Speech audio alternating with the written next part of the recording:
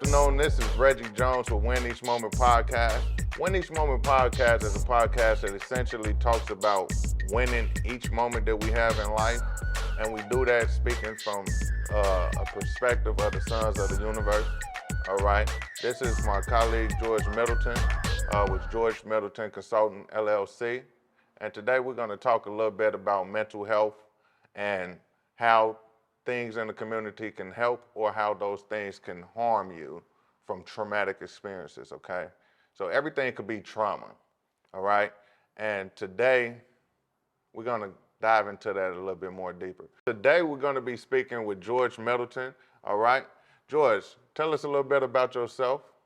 Well, good morning, Reggie. Good morning, Good to brother. see you, man. Thanks for having me Man, on thanks. this dynamic show I appreciate you coming through. and giving me the opportunity to, present myself to people that may not be familiar with me. So much appreciated. I'm a musician, therapist. I'm an author, and right now I'm really focused on promoting a platform addressing the connection between our mental health and race ideology. Right. Race ideology. Racism actually is formally declared a public health crisis. And so in my work as a therapist, I'm seeing that the connecting theme in all systemic areas of quality of life, that racism and race ideology are specific and direct stressors to our community. Correct. Agreed. All right.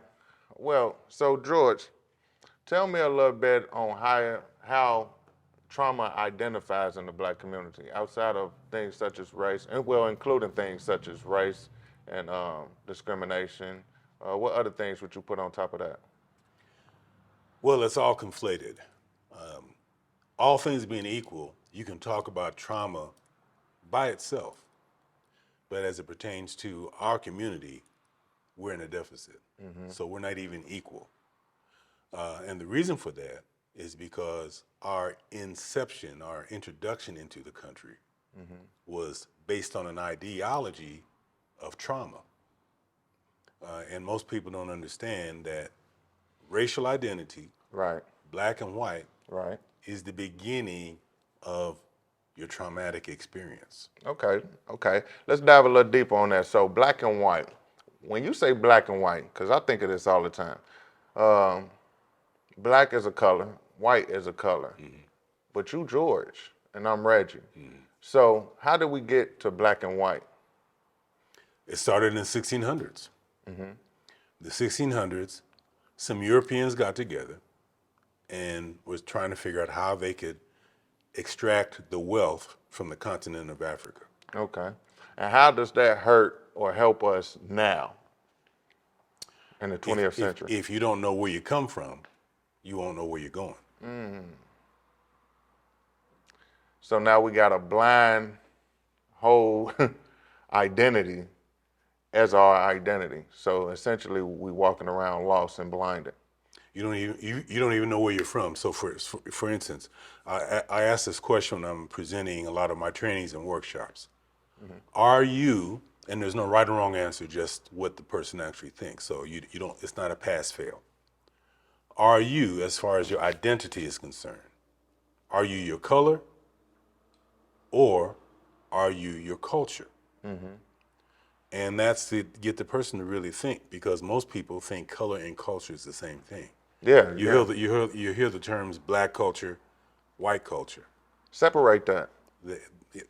They don't, they're oxymorons. Because culture generally is associated with a geographic body of land. So if your ethnicity is German, what geography is associated with that? German. If your ethnicity is Spanish, what is the corresponding geography? Hispanic. If you're European, what geographic location responds with the Europe. So where are white people from? What geographic location are white people from? They'll say America. No, if you're from America, that makes you what? American. American. So I feel like we're drifting right now. No, I'm bringing. We're drifting because we don't know those answers. Right. We're drifting when we think that white and black are actual identities. We're constantly drifting. But see, we are the only group, the African American community here that identifies as black. We're the only group without an actual body of land to come from. Okay. Well, we're gonna run back on that. Did I lose you? Yeah, we lost. We lost. So, It's important. It's important. it is, but we gotta keep it to what hurts and what helps, and that hurts. it does. But it takes it to so many things that we can stay on that by itself. It's going to come back around. Yeah. But okay, But we can stay on that one by itself for what you do. the whole time, because I would love to dissect that whole breakdown, just like we did that one time at that course. That was Right. he gotta. Let's get back to it. So, okay. So, one of the other things that I identify with is like childhood stressors, right? As a child, me personally, we had a lot of shut up. I'm not talking to you, grown folks in here. A lot of hush, okay? So, what does that do when you actually grow? Well, when you grow up, that turns into voice isolations because now you still shutting up when you should be speaking up. All right. So now we're at a point to where you know something that can save somebody or help somebody, but you wouldn't say it, and it could get crucial. Say you went out with a group of friends one night and y'all went to a bar and you knew your friend had one too many drinks, but you allowed them to have another drink instead of telling them, hey bro, I think I should cut you off at this one, and giving them a water, and then you allowed them to get in the car, drive home, and then you get a call saying that they got into a car accident. Now, we ain't gonna say that they died or nothing, but the fact that you still know that you could have stopped them last night is on your conscience, and now that's a trauma. And so everything can be trauma, and essentially this whole podcast right now is about the things that we go through that can hurt us or help us. Now, in that situation, we had two options. One could have hurt us, which it did, and the other could have helped us. They could have stopped, gave him the water, gave him about 30 minutes, stayed with him, made sure that he sobered up, do the nose test, do whatever makes it beneficial to you at that time, because you don't want to be the pallbearer at your friend's funeral when you could have did something else. So what you think about stuff like that? Decision making ultimately comes down to decision making. You use two different contexts: the family context of how we typically speak from a parental family level, and then this bar scenario where you're with your friend, and you know, and they're really two different contexts. You know, in terms of family. My father would say this a lot when I was coming up, that we tend to respect more those outside of our family than those closest to us. And it didn't make sense at the time, but the older I got, I could see that pattern where family units are more harsh on each other than they are on those that they don't know. So it's something about that familiarity. So we've learned, especially specific to our community, we've learned we learned a lot of unhealthy generational practices of family development. Correct. You know, Correct. because again, it's specific to our community. Families in general, everybody experiences trauma to some level, but specific to our community, we've never been out of a traumatic environment. Everything is trauma. And so we've normalized that trauma. So we will cuss at each other. You know, you'll see parents cussing at their young children that, you know, you would think on his face, why are you talking to your child that way? But it's normal. You know, as it pertains to the friend in the bar scenario, I think that really comes down to, you know, if he's really your friend, you're not going to let him you're not going to let them leave that way. Because you can see something that they don't. Yeah. If you ever been an intoxicated friend or the one that's not intoxicated, you know the difference. Right. When you not drinking tonight and you look over and you see your friends drunk, it's not as fun as when you drinking with them. Okay? And so when we see things as individuals, and especially as black individuals, we need to say something. Stop thinking that that little kid ain't got nothing to do with you, or your friend business ain't got nothing to do with you, or your neighbor's Happens every nephew, day. you know, because we was having a conversation. I went into a bar and I was asking the elders in there, like, do you think my generation, if you had one thing that you can tell my generation that can help us reach a mindset shift, what would that one thing be? 9 people told me nothing.